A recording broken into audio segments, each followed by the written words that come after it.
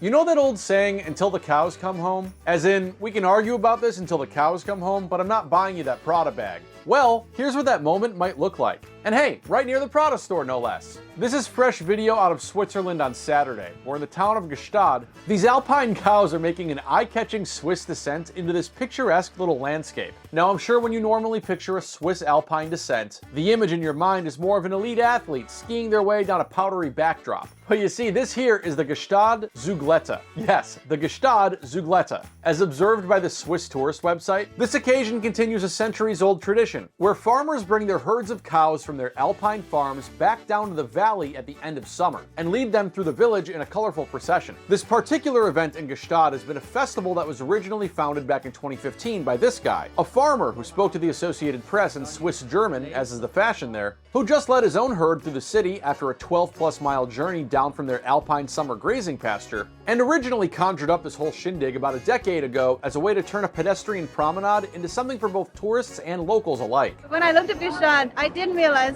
I didn't have any expectations. I just thought that this was the first, Des Alps festival. All of the lessons start, 2 weeks later, so we wanted to, get to the first one.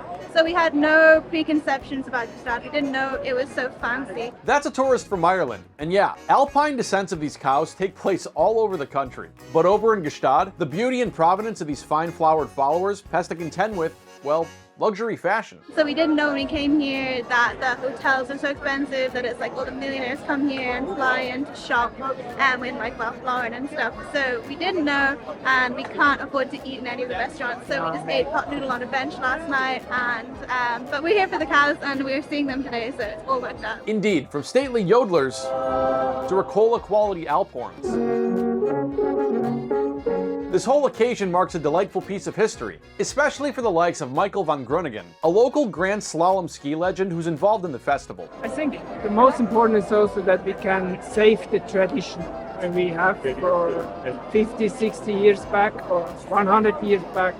I think that's the important thing, that we can take this tradition to the new time. Even in one of the world's most expensive ski towns, frequently flanked by millionaires and celebrities alike, leaving Irish tourists to eat noodles on benches. Restrictions since the 1950s have nevertheless ensured that no building can be erected that doesn't adhere to traditional chalet architecture. That's right, Ralph. And even though it might be a bit of a stretch for your average tourist to say, drop 3,500 Swiss francs, or about 4,120 US dollars on one of these traditional cowbells, visitors like this couple that lives elsewhere in Switzerland nevertheless seem delighted to hear the sounds, see the sights, and presumably sniff the smells of this old-fashioned cow parade. It was nice to see people in their traditional wear that I don't see that often.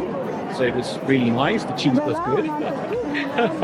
so yeah, the culture, really to experience the local culture, that's the best part. For more of the finest culture, like the story about some 4-year-old kid who just knocked over a 3,500-year-old jar in a museum the other day, subscribe to @The News Refresh on YouTube, where we put out new, weird, funny, and interesting news videos like these each and every day. Moo.